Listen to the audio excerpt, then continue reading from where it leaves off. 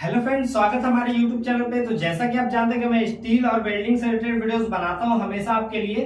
तो फिर एक और न्यू वीडियो लेकर के आ गया हूं। बहुत लोगों का डिमांड था इस वीडियो को लेकर के।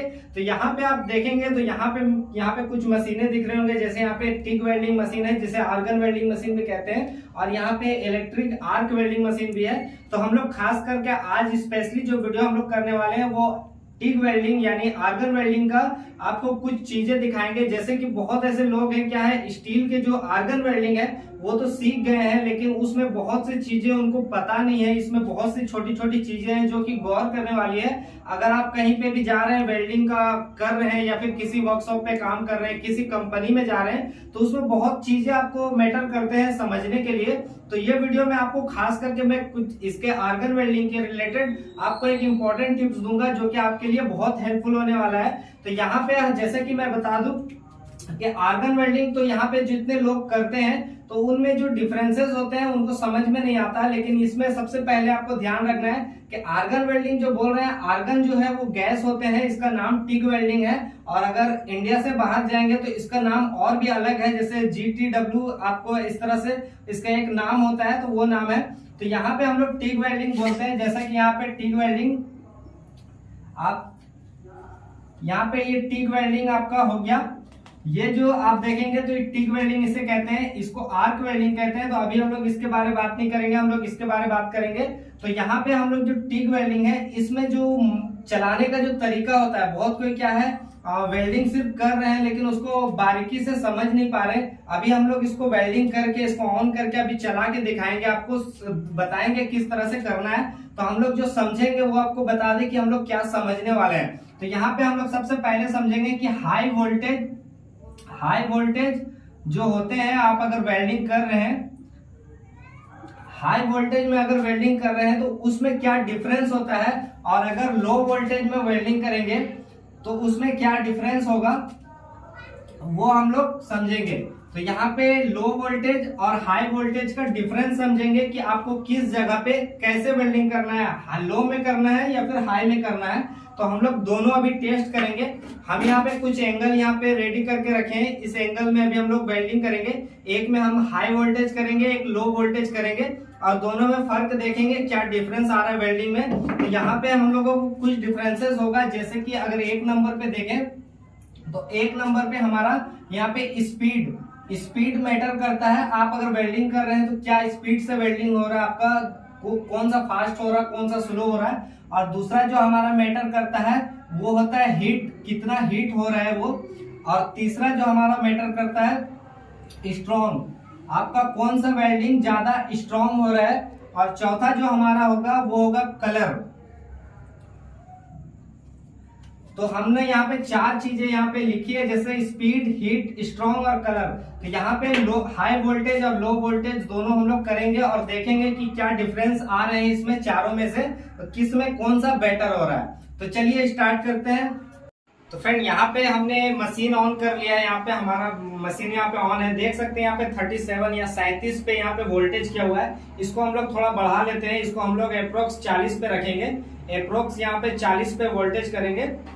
तो यहाँ पे 39 आया है, यहाँ पे इसको हम लोग 40 पे कर लेते हैं। तो ये 40 पे यहाँ पे वेल्डिंग करेंगे, उसके बाद देखेंगे कि क्या डिफरेंस हो रहा है। उसके बाद इसको और बढ़ा के उसके बाद फिर हम लोग चेक करेंगे कि उसमें क्या हो रहा है। तो यहाँ पे सबसे पहले जो हम लोग एंगल लिए हैं, इसमें हम लोग वेल्डिंग करेंगे, जो कि स्टेनलेस स्टील का पत्ती है। अगर इसका थिकनेस की बात करें कि ये प्लेट का थिकनेस कितना है, तो यहाँ पे आप देख सकते हैं। यहाँ पे इसको लगा के, तो यहाँ पे अप्रोक्स 2.5 यहाँ पे mm आ रहा है, 2.6 mm आ रहा है। तो 2.6 mm का यहाँ पे ये इसका थिकनेस है। तो हम लोग इसमें वेल्डिंग करके देखें।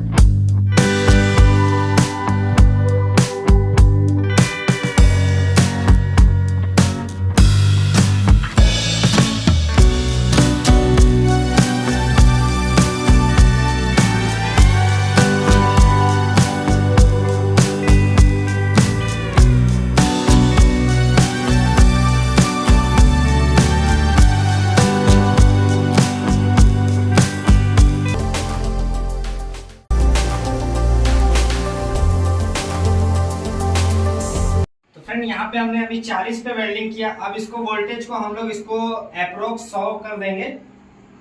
यहाँ पे हम लोग अब इसको 100 पे वेल्डिंग करेंगे और देखेंगे क्या इसमें डिफरेंस आ रहा है।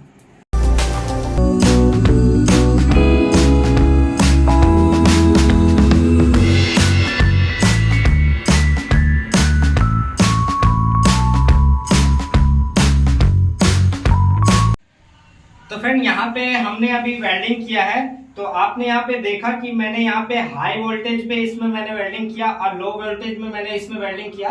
तो यहाँ पे बहुत डिफरेंसेस है जो कि देखने को यहाँ पे मिले हैं। जैसे कि यहाँ पे अगर आप यहाँ पे देखेंगे, अगर मैं टाइम की बात करूं पहली बात, तो टाइम इसमें जो स्पीड की बात करूं तो हाई वोल्टेज वाला जो था वो स्पीड ज्यादा था। यहाँ पे आपका हाई वोल्टेज, यहाँ पे स्पीड यहाँ पे ज्यादा रहा स्पीड के मामले में। तो यहाँ पे दोनों में डिफरेंस हो गया। लेकिन अगर हीट की बात करें, यहाँ पे हीट की, तो यहाँ पे यहाँ से सामने में आप देखेंगे तो यहाँ पे आपको वेल्डिंग के साथ साथ यहाँ पे हीटनेस दिख रहा है, पर उतना ज्यादा नहीं दिख रहा है आपको कि यहाँ पे ये जो आपको कलर दिख रहा है तो ये कम हीट आपको दिख रहा है। लेकिन अगर इस साइड में देखेंगे तो यहाँ पे हीटनेस बहुत दूर तक हुआ है, क्योंकि इसमें समय ज्यादा लगा है इसलिए ये हीट ज्यादा हुआ है, इसमें समय कम लगा है इसलिए हीट कम हुआ है। तो यहाँ पे हीट के मामले में भी हाई वोल्टेज यहाँ पे सही हुआ।